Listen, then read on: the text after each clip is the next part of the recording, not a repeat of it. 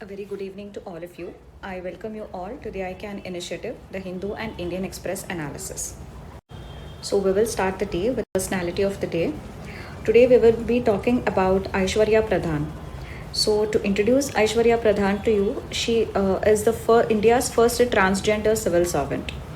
So if we see that the transgenders definitely face a lot of difficulties in the society while growing up.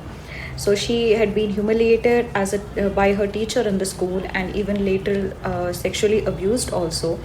But now she is serving in Odisha Financial Services as a commercial tax officer. Even after she got into the prestigious state civil services as a male in the year 2010, she took a lot of time, like more than 5 years, before she could make her identity as a transgender public. It was only after the Supreme Court's ruling in 2014, in which the court recognized transgender as a third gender category and also guaranteed them constitutional rights. Only then she made her transgender identity public. So now, why she is an important person for us, even from the examination point of view, is because it shows the determination of a person who has grown up against all odds, who had been abused, harassed, and whatnot since childhood. But then she grew up, and then she had that determination in her to do something and to equip herself, empower herself against the societal difficulties. So even if we see the trains, or even if we see in the traffic signals, we see several transgenders begging. So there is a high prevalence of poverty among them. There is lack of education. There is lack of empowerment. So there is also sexual abuse and trafficking of transgender, which is extremely prevalent. So whenever you talk about transgenders, Aishwarya Pradhan will remain a motivation for the transgender community as a whole. So any question on transgender, definitely you can quote Aishwarya Pradhan, who is the first transgender civil servant. And yeah, in fact, you can, even in ethics, you can have case studies where the villages are against the transgender population of the village. So how will you convince them?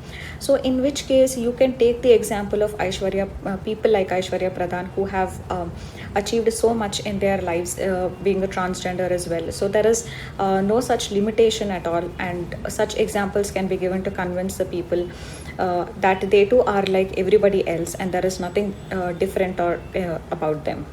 And also, Nelson Mandela had once told that education is a tool which can change our destiny.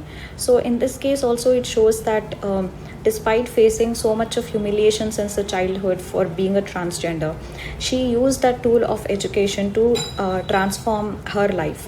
So similarly, education and empowerment of the transgender community is extremely important. So this also can be highlighted using this particular example. So now we'll go with the first topic of the day, which is regarding the disaster management. So now we all know that the super cyclone Amphan is now in the Bay of Bengal, and it is proceeding towards the coast to make a landfall at over 180 kilometers per hour speed. So with this at the backdrop, we will discuss something about disaster management. So when we talk of disaster management, there are basically a pre-disaster phase and a post-disaster phase. In the pre-disaster phase, you have prevention and preparedness, and in the post-disaster phase, you have response and recovery. So this is the diagram of the disaster management cycle, which you can draw in any question on disaster management. And yes, disaster management is a direct topic under GS3 paper. So under this, you can have questions, particularly the cyclone also, on how the cyclones are managed and all that. So in that case, you can draw the disaster management cycle, and whatever you want to tell, you can divide that into these 4 phases and explain the way any particular disaster is managed. So when we come to prevention, it is about preventing the disaster from occurring in the first place. So for instance, if we talk about the cyclone, then cyclone leads to very high wind speeds, which are very damaging.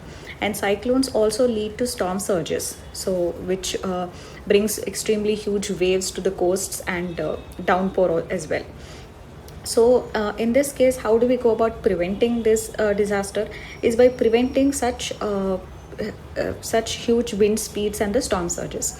So for this, you can say that we can have some shelter belts in the coastal regions, the coastal belts where we have a very thick, tall vegetation, which can act as the wind speed breakers and which can break the speed of the storm surges as well. So this can overall reduce to a large extent the impact that these fast winds are going to have on the population and property. So that is about the prevention.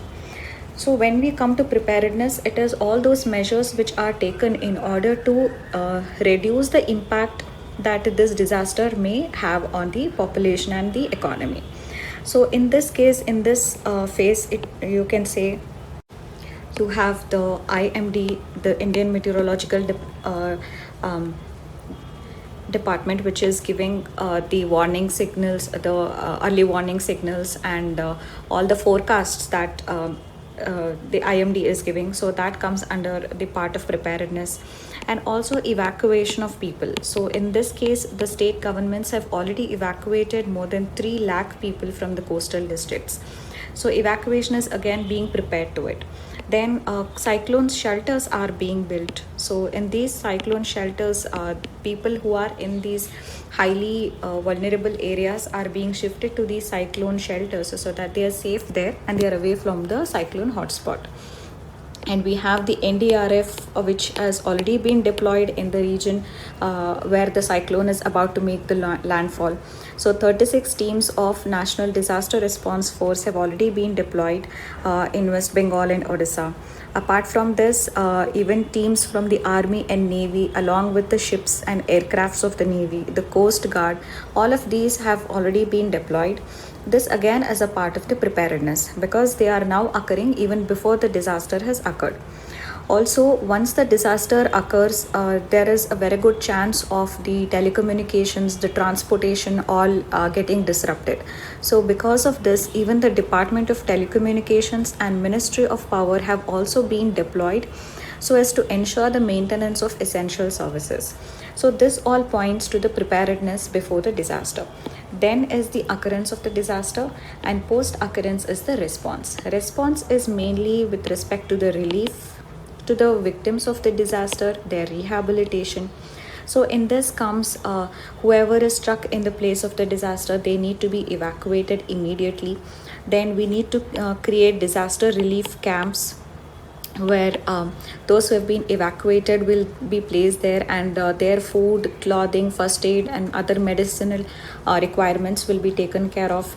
And relief also, the response also includes mobilization of resources, financial as well as non-financial resources by the district administration in dealing with the disaster, mobilization and allotment of various teams to different locations, and evacuation of the people who have been struck there. So all of these things will come in the relief and rehabilitation. And then is the recovery phase.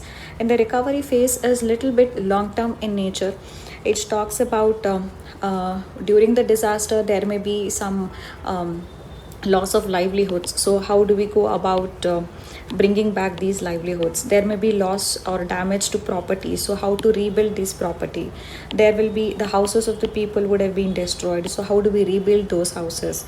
Several economic activities would have been disrupted, so how do we recover these economic activities? So these are all recovery is a phase to restore the activities and the services which have been, even like the transportation, roads, rails would have all been disrupted during the disaster. So how do we recover all that is the phase of recovery. So this is it about the disaster management cycle. Any disaster, cyclone, flood, drought, always organize your answer as per the disaster management cycle and explain it in phases. So next we come to the next topic, which is about drug trafficking. So this article says that COVID-19 is unlikely to affect the illicit drug supply. So this was told by the United Nations Organization on Drugs and Crimes, so UNODC, which is the United Nations organization that deals with the drug trafficking, human trafficking and all. So what UNODC has told is, before that let me tell where drug trafficking appears in your syllabus. As part of your GS3, syllabus, there is what is called as terrorism and organized crimes. So drug trafficking falls under the topic of organized crimes. So you can definitely have a question on this.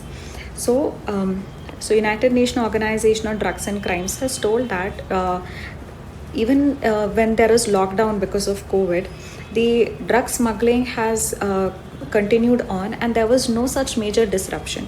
In fact, the drug smuggling network is so flexible in nature that in spite of the lockdown and in spite of the restrictions on movements, they have even after that, there is nothing like there is shortage of the drugs, or the quantity that gets smuggled has kept on, and there is no such disruption because of the disruption in the globalized value chain, supply chains.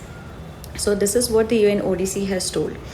So whenever you have any question on drug trafficking, that it is very important to give a good diagrammatic representation in your answers. So if you have a question like reasons for drug trafficking or how and all that, so one thing that you have to do is draw the map of India and then show the porous borders through which the drug trafficking happens. So in the east, it will be through the northeast and the porous borders, and in the west it will be through Rajasthan, Punjab, and Himachal Pradesh, Haryana, and all that. So and also you need to talk about the Golden Crescent and the Golden Triangle. So Golden Crescent is it comprises of Afghanistan, Pakistan, and Iran, and it is called as Golden Crescent because it is one of the major drug producers and suppliers. So heroin, opium, and poppy husk and synthetic drugs are produced in this region, which again gets smuggled through the porous borders in the western part of India. Similarly, you have Golden Triangle. Golden Triangle is in the east with Myanmar, Thailand, Laos, and also Vietnam. So these two are the global drug hotspots from where the drug gets smuggled to across various parts of the world. So in the Golden Crescent, you can see that it supplies almost 90% of the world's illicit opium. So this is again very important, and Golden Triangle is of major concern again to India because the northeast hilly terrain is there. So that will make it easier for the traffickers to smuggle the goods from the Golden Triangle region. So this representation and mention of the Golden Triangle and Golden Crescent has to be there in any answer whenever you're answering answers related to organized crimes and drug trafficking. So now we will go to the next topic, which is India-US relations. So even before we have spoken a lot about India-US relations. So when it comes to relations, in your notes, please organize it, keep it organized from now itself, that whatever material you get from the newspaper has to be put under different headings from now itself. So whether it is strategic and defense relation, economic and trade relation, then culture and people to people ties, then you have relations in the health sector, relations in education sector, and then finally relation in science, technology, and space sector. So these are some of the major sectors in which you have to prepare your notes on international relations, given a relation between India and any other country. So similarly, this is an example for India-US collaboration in the field of health. So whatever be the field, if asked in the exam, you must be readily able to write down at least quick 2-3 points under each of these things. So that is a basic minimum to requirement. So in this case, there is what is called as a vaccine action program. So this vaccine action program is a program between India and United States. It is a 33-year-old collaboration between the United States National Institutes of Health and in India, Department of Biotechnology and ICMR. So under this, now the India and US are planning to work together on vaccine research and testing for the COVID-19 vaccine. So this is the latest development, and don't forget to mention about the vaccine action program, and under this, the collaboration for development testing of the COVID-19 vaccine between India and US. So this VAP is a very important point that you have to mention in India-US health collaboration. So that is it for India-US relations. Now we will next topic, which is climate change. So as you can see the heading, hotter oceans spawn super cyclones. Now you can use the same information in two different cases. In your GS3 syllabus, you have a topic of climate change. So you can have a question like analyze the impact of climate change on environment, in which one of the dimensions would be the increased frequency and intensity of the disasters because of climate change. The second is the disaster management, which is again a specific topic in the paper GS3. So you can have a question like climate change has resulted in an increase in the frequency and the intensity of disasters over the years. Do you agree with the statement? Give reasons in support of your answer, or something like that. You can have a question on disaster management. In both these questions, this information becomes very important. So what this article is trying to tell is that in the Bay of Bengal region, the sea surface temperatures are increasing because of the climate change. So there's a scientist, Roxy Matthew Call. A scientist is from the Indian Institute of Tropical Meteorology in Pune, and is also co-authored the IPCC reports. So the scientist says that the Bay of Bengal has been particularly warm, and because of climate change, now the surface temperatures have been in the range of 32 to 34 degrees Celsius. Now, when we read about tropical cyclones as part of the geography static portion, we know that tropical cyclones, one of the essential conditions for it to develop is when the sea surface temperatures are about 27 degrees Celsius. And secondly, we know that the cyclones gain their energy from the heat and moisture that is generated from a warm ocean. So now the temperatures are very high, ocean sea 32 to 34 degrees Celsius, and the scientists also say that this was not happening before, and this is because of the phenomena of climate change. Now, because of warm oceans, it is the cyclones are also becoming much more intensified, and that is why there is more super cyclones which are occurring. And when we talk about super cyclone, you must know that the Indian Meteorological Department classifies and categorizes the cyclones. So it according to that categorization, a cyclone will be called as a super cyclone when the wind speeds exceeds 222 kilometers per hour. So that is when a cyclone would be called as a super cyclone. All right. So the sea surface temperatures are high in the range of 32 to 34, which is not the normal in the region, and this is because of climate change. So because of more sea surface temperature, the cyclones are getting more energy from the heat and moisture of a warmer ocean. So that is why they are becoming more intensified and leading to the development of super cyclones. So this is how climate change is contributing to the development of more cyclones, or rather occurrence of more disasters. And also another one very interesting twist or topic that this article deals with is the impact of the lockdown on disasters, or impact of lockdown on the current Amphan cyclone development. What the article says is usually in the Indo-Gangetic plain there are several industries. Now these industries emit particulate matter. Now these particulate matter will be carried by the wind towards the wind currents will carry it to the Bay of Bengal region. So when the winds carry these particulate matter to the Bay of Bengal region, these particulate matter emissions act as hygroscopic nuclei over which development of cloud happens. So we know that over the oceans, when the waves develop over the oceans, they throw particles of salt into the air, and these salt particles also act as nuclei around which water gets condensed, and it leads to the formation of clouds. This exactly thing happens with the particulate matter also. When they are transported to over the Bay of Bengal region, they act as nuclei around which cloud developments happen. When the cloud develops over the Bay of Bengal region, the cloud doesn't allow the penetration of the sun rays below the clouds. So therefore, the Bay of Bengal doesn't get heated much because of the presence of clouds. But now, because of lockdown, the industries are not functioning and they are not emitting much particulate matter. So no particulate matter is transported to Bay of Bengal, no nuclei for cloud development, therefore less cloud development over the Bay of Bengal region. Because of less clouds, the sun rays are directly hitting the Bay of Bengal region, and its surface temperatures are now more than 1 to 3 degrees more than that it was in the last year. So this again is responsible for why the Bay of Bengal temperature is more this year even compared to the last year, and that is why more severe cyclone getting developed this year. So this was one interesting impact of the lockdown, that it is increasing the intensity of the cyclones. So now we move to the next thing, which is the India-China relations. So when it comes to India-China relations, we have already in the last week itself covered two very important issues in news with respect to India-China. One being that the troops are now facing off in the Pangong Tso Lake in eastern Ladakh and in the Nakula in North Sikkim. So there the Chinese and the Indian troops have recently, they had some provocation and there was a face-off in that region, in these two regions.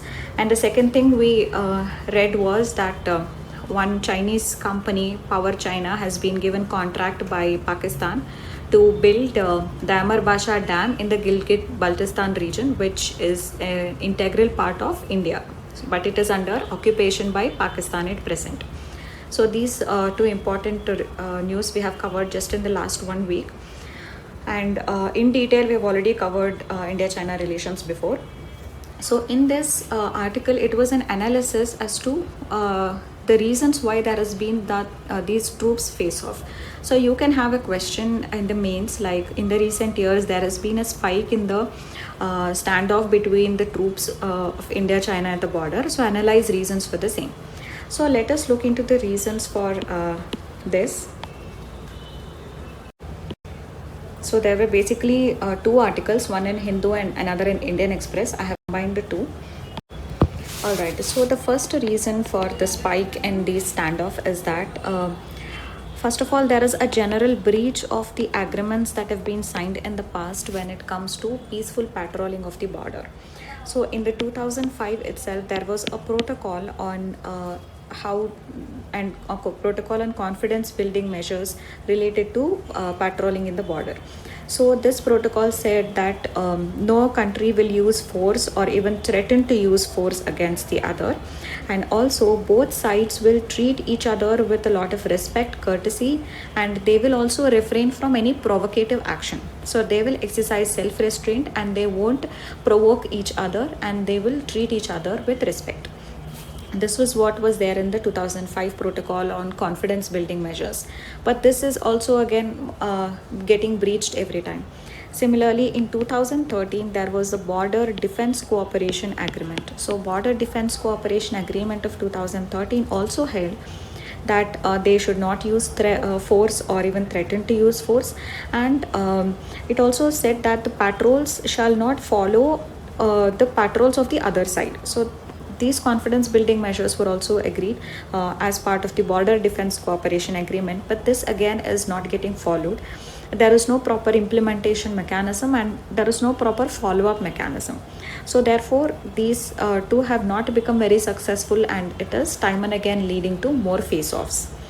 The second important reason is that there is an increase in Chinese aggression in the recent times that is very visible to be seen. So even Ashok Kanta, who was the ambassador to China from the year 2014 to 16. So Ashok Kanta was the ambassador to China from 2014 to 16, is also of the view that there has been an increase in the aggressive attitude of China in the recent years. So this can be seen even, for instance, in the Chinese, how they are contesting in the South China Sea also. That region belongs to them. So how aggressive China has been in the South China Sea again shows the aggressive behavior of China. And so this is, and also even in India, for instance, near the Pangong Tso Lake, Pangong Tso Lake is surrounded by mountains, and these mountains have the mountain spurs. So the army calls it as fingers. So what happens is here is that there is no agreement between India and China regarding what is the line of actual control. This is in fact a third reason. Because there is no proper understanding about where the line of actual control lies. So India says that the line of actual control is co-terminus with the finger 8, but China says that the troops should restrain themselves till finger 2. Finger 2 is the actual line of control, is what China says. So there is no proper understanding as to where the line of actual control is. So in this area, troops want to dominate more and more. So that is why the face-offs and the standoffs between the troops happen in this region more. So this is another third reason, that there is no clarity on where the line of actual control is, and where there is no clarity, both the troops from both the sides want to dominate in that particular region. And another very important reason for a spike in this troop standoff is that India has been able to develop border infrastructure in these border areas. So by December 2022, all the 61 strategic roads along the border, right from Jammu and Kashmir till Arunachal Pradesh, will be completed. So that is going to add more than 3,400 kilometer in the road length. So this development of infrastructure has made it possible for the Indian troops to be present in those regions, which was not possible before. But China always had better logistics in the border, and its troops were able to be present in those border areas where India was not able to. But now, because of better infrastructure and logistics development by India in the border regions, even the Indian troops are present there. So this is becoming a challenge to China, because earlier Indian troops were not present in those regions. So development of infrastructure and logistics in the border region, and thereby increasing presence of the Indian troops in the border regions, is becoming another reason why there has been a spike in the troops standoff. So apart from it, fifth reason, you can definitely say that China wants to counter India, because in the entire region, and for that matter even in the world, apart from China, only India is growing. Even according to the United Nations statistics, after the COVID crisis, only 2 countries in the world will have positive growth in this year, that is India and China. So in the South Asian region, India is a very strong neighbor for China, which China wants to counter at every stage. So this is another reason why China tries to just mess up with India at every place, and that includes even the border standoff. So this is another reason why there has been a spike in the troop standoff between the two countries. So now with this, we will move to the next topic, is the APMC monopoly.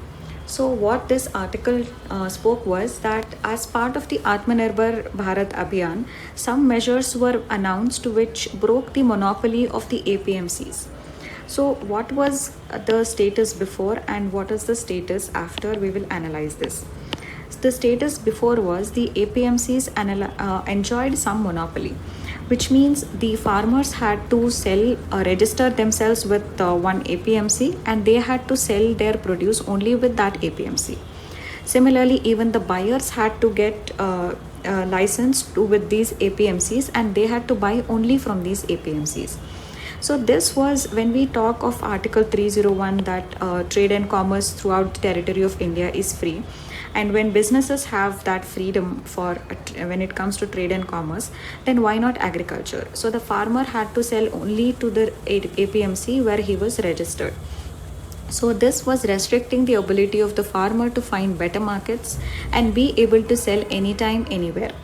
So also the farmer had to pay the mandi fees, and there was a lot of commissioning agents and their fees had to be paid. So the agricultural marketing in India was extremely fragmented. It was not one market, but rather it was more than 2,500 markets across throughout India, and the farmer was restricted to sell his produce only in one of these markets where he is registered. So, but now what has been announced after the Atmanirbhar Bharat Abhiyan is that the farmers have the right to sell their produce anywhere they want. Even interstate trade interstate also they can sell their produce. So they are not now obliged to sell only in the APMC where they are registered to. So this selling of anytime, anywhere is a boon to the farmers as well as the consumers. So what happens is, now with the APMC, if the farmer feels that the prices are not good, then he can take his produce to a place where the prices are good, probably because there is scarcity of agricultural goods there. So when the farmer takes the produce to those regions, he will definitely have a better price realization, which is a win for the farmer. And if the produce reaches even to the regions where the agricultural produce is scarce, then it will also help in moderation of the prices, and lower prices will definitely help the consumers. So it is a win for the consumers as well. So this monopoly of APMC is now broken, and farmers are now allowed to sell anywhere. So this is one important thing, and it is also in line with Article 301 because it says trade and commerce throughout the territory of India is free. So that was about the APMC monopoly. We'll go to the next topic, is one conflict less. So this is regarding the Afghanistan issue and Afghanistan peace process. Even in several articles before, we have already seen what is the Afghan peace process, about the recent United States and the Taliban peace deal. We have already seen what it is and what has been India's stance, what should India do, what role has India played in Afghanistan. Everything in detail we have already discussed. And those who want to see the previous video, we will give it in the pinned comment, the day on which all these things were discussed. You can watch that. And now before I start with this article, I want to tell a couple of things also. One is that some of you are confused. You keep asking me in the comment box, in the comment section, that do you have to read the Hindu and Indian Express again after listening to ICANN or before that? What I'd like to tell is, no, it is not necessary, because I am reading the newspaper just like as if I am preparing for the exam. So definitely I would not want to take any risk when it comes to my preparation, and I would want to cover every single thing that is important from the exam point of view.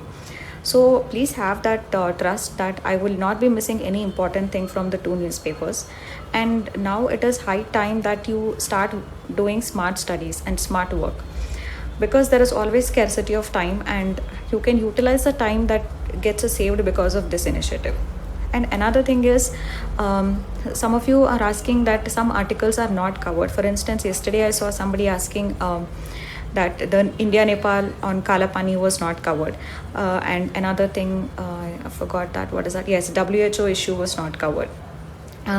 So one thing is that India-Nepal was, the Kalapani border issue was already covered. I forgot the date. It was already covered one day. And regarding WHO, the only reason why I have not covered is because I'm just waiting for more editorials to come so that I can get a better cumulative analysis before I bring it to you. And also several other important things I don't cover. For instance, there was one article on Afghanistan yesterday which I didn't cover. Why? Because we have already holistically covered it. And there are so many articles on the dilution of the labor laws in the recent times. I have not covered it because we have already covered it holistically. So when I'm not covering something important that is there in today's editorials, it is mainly because it has been covered holistically before that. So it does not mean that I'm skipping. So even if I'm skipping, it is only because I'm waiting for more articles to come so that I can present in a more holistic manner. So these two things I want to tell you. So have that faith in me that I won't be skipping any important exam relevant things from this. So I would ask you to just rely on ICANN, have that trust, and don't be insecure, because because of that insecurity we feel like listening to ICANN and then again going back to the newspaper to see if something is skipped. Please don't do that. So have that trust and just follow something religiously. That's when you get the maximum benefit from that. And also don't waste time in cross-checking and all that, and just rely on some minimum sources and revise it again and again, rather than trying to get whatever is missed from multiple sources. Just rely on one or two things and then revise that repeatedly. So this is one thing. And why I'm including this Afghanistan issue today is because there is some development in this.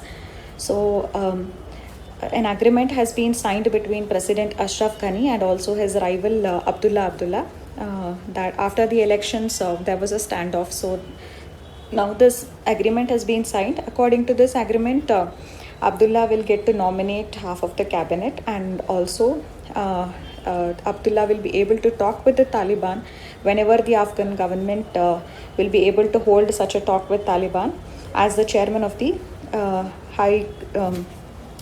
resolution committee, that Abdullah will be chairing that. So now what is the importance of this is because whenever there is malgovernance or there is corruption or there is a political vacuum, that is where these terrorist groups like Taliban, ISIS or whatever will grow. So when there is peace in the political scenario, that is when good governance can happen.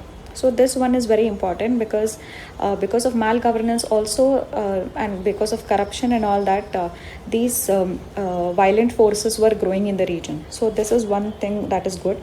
And as far as the deal that happened between the United States and the Taliban regarding the withdrawal of the US troops, that was done in February. But we observe that even after this deal was struck, there is actually an uptick in the violence in the region. So, in fact, according to one data, the Taliban was responsible for more than 200 civilian casualties in April 2020 compared to April 2019. So, even after this peace deal, there is actually an uptick in the violence in the region. So, for example, last week itself, a gunman had entered a maternity hospital in Kabul, where even several newborn babies and mothers were killed. Similarly, there was a suicide bombing at Nangarhar, and there is also outbreak of heavy fighting in Kunduz between the Taliban and the Afghan forces. So it shows the futility of a deal. Probably we definitely have to see it in the future, what shape it takes. But as of now, it shows that it is not giving us any hope, because even after the peace deal, there has been an increase in the violence in the region. So that's it. Now we will discuss yesterday's question. It was about to critically analyze the role of electoral bonds in promoting transparency in electoral funding in India. So first of all, you will define what electoral bonds are. They were instruments that were introduced in budget 2017 to bring about more transparency in electoral funding. So what is it? It is basically a bearer instrument through which the donor can donate to the political parties. Then you can quickly explain how it works through a flow chart, if at all it is asked for as part of a 15-marker question. So how it works, some banks, notified banks are chosen, and then these notified banks can issue the electoral bonds to the donors. Then the donor will buy the bonds, and this buying can be done by using a check or a digital payment. And after that, the donor can give it to the political party of his or her choice within a specified time frame. And then the party will deposit this bond in the account of the political party. In the designated account of the political party, party will deposit this bond and it will get the money. So this is what it is. But however, there have been concerns. Even Election Commission and RBI have expressed reservations about the electoral bond scheme. In fact, Election Commission had even warned that this would allow illicit and illegal foreign funds to be routed to the political parties. So now we'll analyze that. The first issue is the anonymity. So in the electoral bond scheme, the donor does not have any obligation to reveal how much amount has been donated to which political party, and similarly even the political parties don't have any obligation to reveal how much donation they received from whom. So therefore there is complete anonymity when it comes to this, and this anonymity breeds secrecy rather than transparency in electoral funding. The second thing is that because of this anonymity, now several corporates are donating a lot to huge amounts to the political parties, and nobody is able to know which political party got how much from which corporates. So this way it could degenerate into corporate crony capitalism, and that is when the corporates are able to dictate the policies of the governments, because they have contributed huge sums of money in elections. So that can happen. It can lead to crony capitalism, which is again it strikes at the foundations of the democracy in India. So one data related to this is that most of the bonds that have been purchased since 2018, they have been denominated in 10 lakh and 1 crore. So this indicates that it is not the common citizens, but rather the corporate entities who have been purchasing these bonds, and they are also now enjoying complete anonymity because of the scheme. The next important concern about this is that it will benefit the government which is in power. How? Because these bonds are purchased through SBI, and the government is always in a position to know who the donor is. SBI is a public sector bank, so government which is in power, the party in power is in a position to know who the donor is. So there is an asymmetry of information. Only the party in power is able to know this information, but not the other parties. So this asymmetry of information, it can favor the political party which is ruling at the present time. And the next important issue is the black money. So because of the opacity in the entire process, the electoral bond could actually ensure the generation of the integration of black money into the political system. So black money can be introduced into the political system for fighting of elections, and there will be complete opacity about it. And apart from the electoral bond schemes, the question says you have to critically analyze it. So definitely you have to tell the positive sides also, that now whatever the donor is donating, he will have to fulfill all the know your customer compliance has to be done. So therefore black money cannot be enter into the system. And also the banks will know who the donor is, and even after that the payment has to be made using check or digital payment. So in cash it is not allowed. So all of these things you can explain that these are all the positive things. And also when it says that critically analyze the role of electoral bonds in promoting transparency in electoral funding in India, this also requires you to give another third dimension, which says that it is not just the role of electoral bonds, but it is the role of other measures which were taken along with the electoral bonds, that is actually affecting the transparency of electoral funding in India. For example, there was a cap of 7.5% of the average 3 years net profit that the companies the corporate can donate to the political parties. So the donations by corporates to the political parties were capped at 7.5% of the average last 3 years net profit.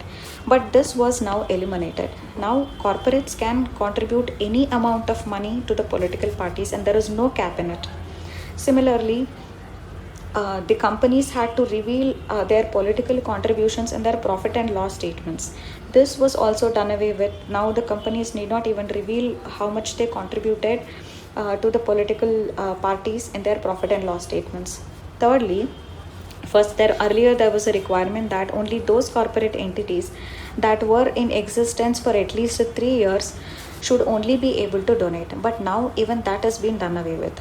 So which means that even dying companies, shell companies, can now donate unlimited amount of money to the political parties. So this shows how black money can make its entrance into the political system. So electoral bond scheme along with these other measures have now contributed to opacity in the funding of elections. So when it comes to way forward, you can say that once the National Commission on Review of Working of Constitution under Venkatachalaya had told that the high cost of election creates a high degree of compulsion for corruption to take place in the public arena. So therefore, transparency in electoral funding is of utmost importance for us. So earlier in 1998, Indrajit Gupta committee had recommended state funding of elections. So it is now time that we relook the recommendations, analyze the merits and demerits, and then we may consider it. There has to be complete transparency in the funding. It has to be made that no matter how much amount, even 1 rupee if anybody is contributing, it has to come through the digital means or through the bank, so that there is an audit trail that is left behind which can be checked. Similarly, the political parties should be brought under the Right to Information Act, and they must be made to reveal every single donation that they get. So all of these things, and even public funding, we can examine with proper checks and balances. Apart from this, even the voters' awareness is very important, that they have to demand these changes.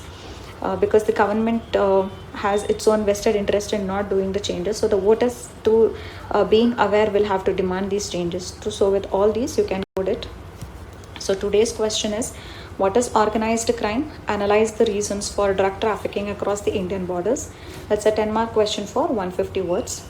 So now again, because the UPSC will consider when the exams will be held only on June 5th. So use this as an opportunity to again balance your prelims and mains preparation. Don't neglect your mains preparation, because your rank will be decided through mains and not through prelims. So prelims is definitely important to appear in the mains, but then if you over prepare for prelims and under prepare for mains, then it is of no use. So try to balance your preparation.